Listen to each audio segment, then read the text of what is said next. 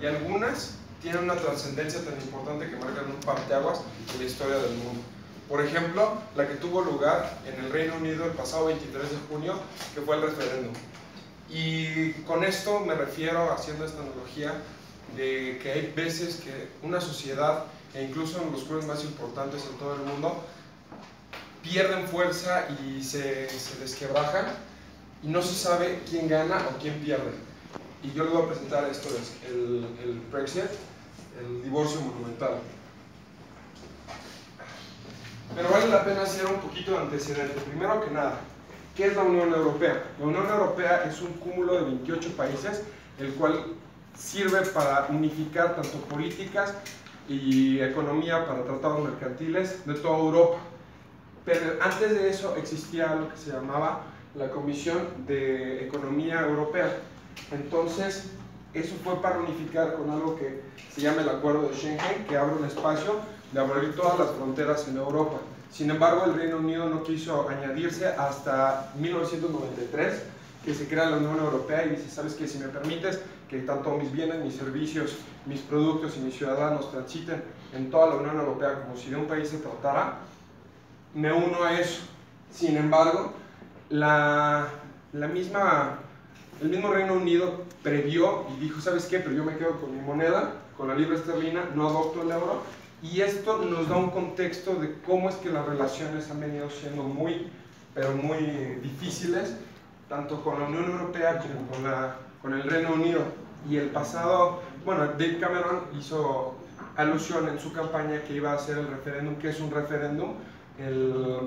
Someter un tema al escrutinio popular que tenía dos vertientes: permanecer en la Unión Europea con lo que se llama Remain, que es un juego de palabras que quiere decir Britain, Remain, que es los británicos se quedan, o Brexit, que es Britain Exit, que en español quiere decir que permanecen los británicos, no, que salen los británicos, disculpe. Y ahí está la boleta electoral. Sin embargo, ¿quiénes estaban a favor y quiénes estaban en contra? Los jóvenes, que eran mayoría, estaban a favor y votaron, y se rompió como tal ese acuerdo que había con la Unión Europea, y las personas mayores que tenían pues, ya más educación y un estilo de vida estaban a favor de quedarse en la Unión Europea. Entonces, con ese contexto, necesitamos saber que pues, todos los británicos tienen distintos símbolos que están en el ideal psicológico de todas las personas. Es imposible pensar en esta carátula de los Beatles sin ver a Inglaterra y Abbey Road y lo que sea. Pero hay veces, como les digo, se tienen que tomar distintas decisiones. Y esta imagen ejemplifica muy bien de cómo eran minoría pero querían quedarse, y ellos cómo eran mayoría y tenían un argumento. Ellos eran respetar lo que ya había para el libre comercio, y ellos decían que estaban recibiendo menos de lo que daban, pero el principal argumento fue un supernacionalismo que dijo que establecía el punto de cerrar las fronteras, recuperar el control, porque era muy grande la cantidad de inmigrantes que estaba entrando al Reino Unido.